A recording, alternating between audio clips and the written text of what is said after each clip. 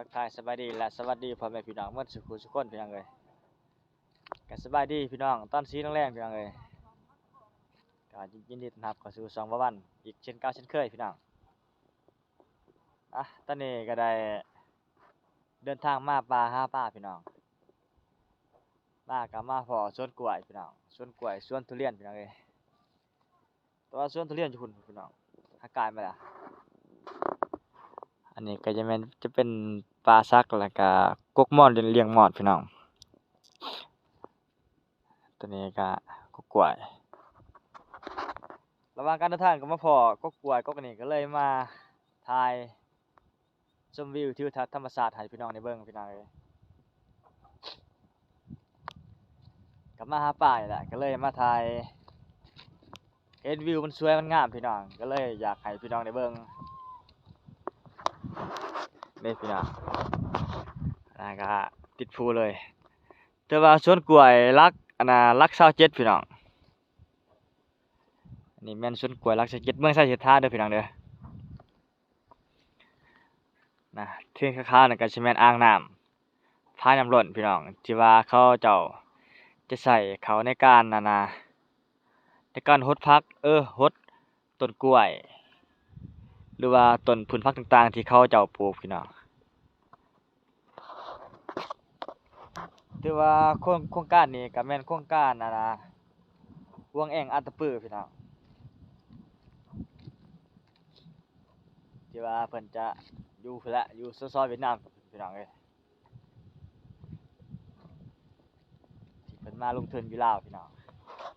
ก็สิให้พี่น้องได้เบิ่งชมบรรยากาศก่อนพี่น้องเอ้ย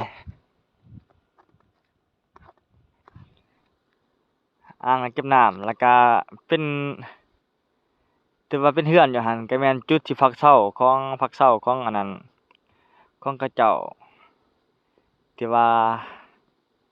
เขามาเฮ็ดเวียกเฮ็ดงานอยู่นี่พี่น้องเขาจะอาศัยพักอยู่หั่นแต่ว่าบางคนเขาจะมาเป็นเป็นครอบครัวพี่น้องมาอาศัยเฮ็ดสวนกล้วยหาเงินพี่น้องหาเงินเลี้ยงชีพก็ส่วนหลายประชาชนนี่ก็จะในเขตนอกนี่เขาจะมาเฮ็ดสวนกล้วยพี่น้องเอ้ยเฮ็ดสวนกล้วยหรือว่าเฮ็ดอิหยังต่างๆนำโครงการเวียดนี่แหละเพื่อหาเงินเลี้ยงชีวิตเขานั่นแหละพี่น้องก็มาให้พี่น้องได้เบิ่งได้ชมบรรยากาศก่อนพี่น้องยามแลงพี่น้องเห็นวิวมันงามดีพี่น้องเอ้ยก็แท้จริงแหละก็สิไปป่าหาปลาแหละพี่น้องก็เลยมาพอวิวมันสวยมันงามก็เลยให้พี่น้องได้เบิ่งก่อน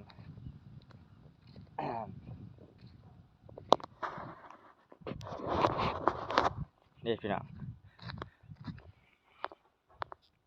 โอ้คักอีหลีพี่น้องเอ้ย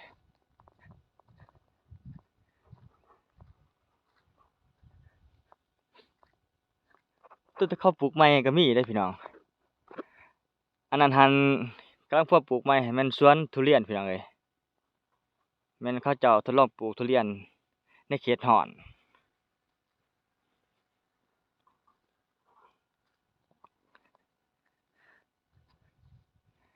อันที่ว่าเห็นเป็นแคมป์หันก็แม่นแคมป์เขาเจ้านอนพักอยู่อาศัยพี่น้องเอ้ยเดี๋ยวสิสู้เขาให้เบิ่งพี่น้องนั่นเห็นบ่พี่น้องแม่นเขาเจ้าพักอยู่อาศัยพี่น้องเอ้ย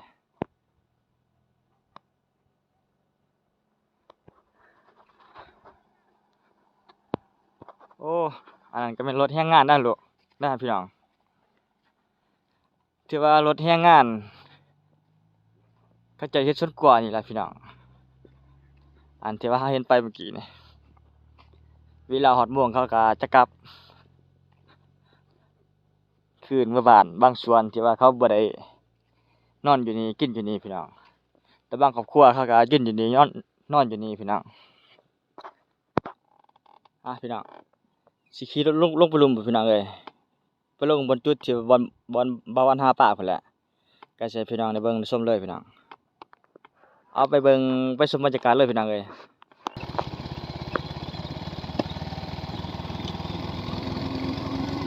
คันเล็กลงคอยพี่น้อง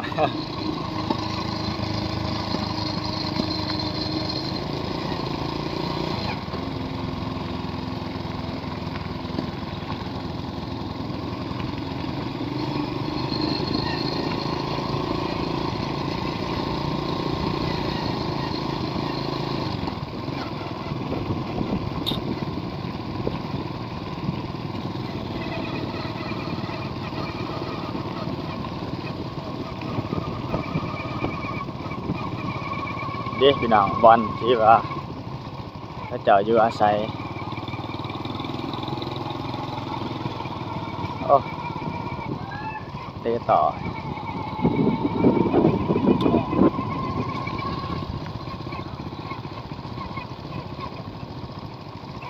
อันนี้อ่างเก็บน้ำอ่างเก็บน้ำหน่อยพี่น้องมันกับปัญญาปันไดพุ่นอยู่บนบ่วันหาป้าพี่น้องพี่น้องเลยอ่างใหญ่เด้ย้อนเดี๋ยวสิพาพี่น้องไปเบิ่งเลยพี่น้อง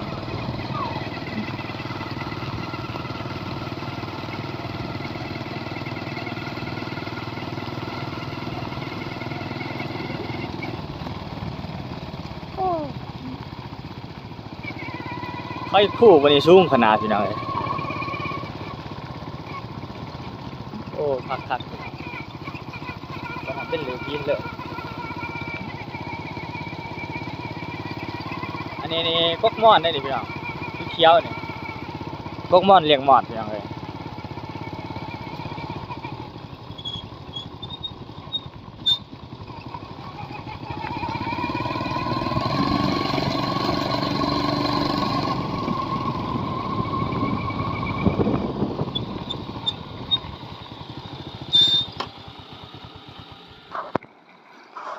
เด้พี่น้องอันนี้ก็แม่นสายน้ำที่เขาดูดมาแต่อ่างเก็บน้ำใหญ่พี่น้องเลยโอ้คักอะดีพี่น้องกะน้ำนี่แหละที่ว่าเขาใส่ในการฮดพักฮดต้นกล้วย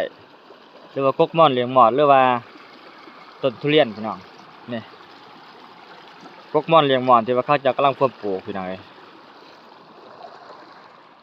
เดี๋ยวสิพาพี่น้องย่างไปเบิ่งบอนอ่างเก็บน้ำใหญ่พี่น้องโอ้บรรยากาศเนาะคักอะดีพี่น้องเลย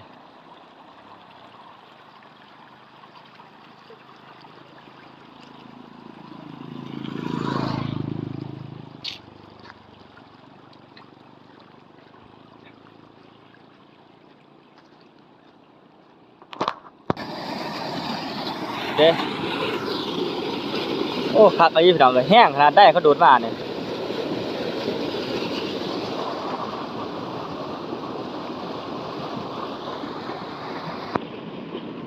ท่อดูดน้ำนี่แง่ขนาดพี่น้องเลยโอ้คักเด้พี่น้องอ่างเก็บน้ำพายน้ำล้นที่ว่าเขาใส่ในการหดผืนของเขาพี่น้อง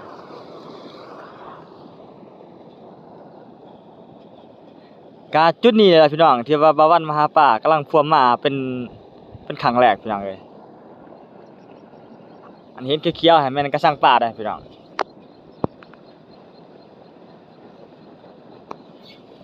กระสังป่าถือว่ามันนี่เป็นเฮือนคนเวียที่ว่าเขาเผาอันนั้นเผาได้พี่น้องเผาได้ปมน้ำหรือว่าได้ปันน้ำ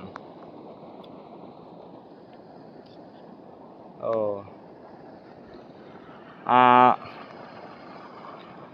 ในแข้งตะปือเฉพาะปั้นหินนี่แม่นเขาเจ้าจะใส่อยู่นี่เขาจะเอาอยู่นี่ไปขายพี่น้องไปขายให้ในภายในแข้งตะปือมันถือว่าก็พอได้กลุ่มกินอยู่ได้พี่น้อง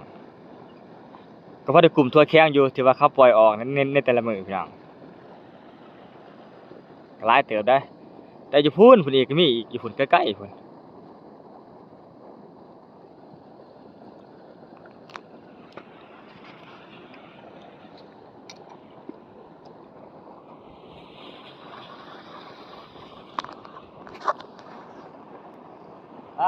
บรรยากาศยามแลงพี่น้องเอ้ย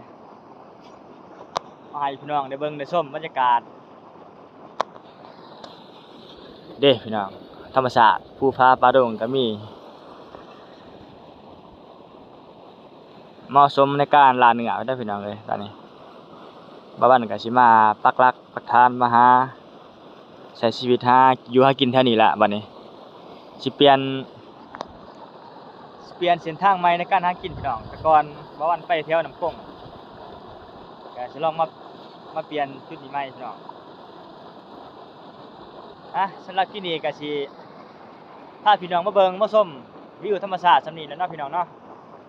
ก็รอท่าเบิ่ง ติดชมคลิปติดตามชมคลิปต่อไปพี่น้องสิหาปลาอยู่นี่พี่น้องแล้วก็สิถ่ายให้พี่น้องได้เบิ่งไปชมพี่น้องเอ้ยบ๊ายบายพี่น้อง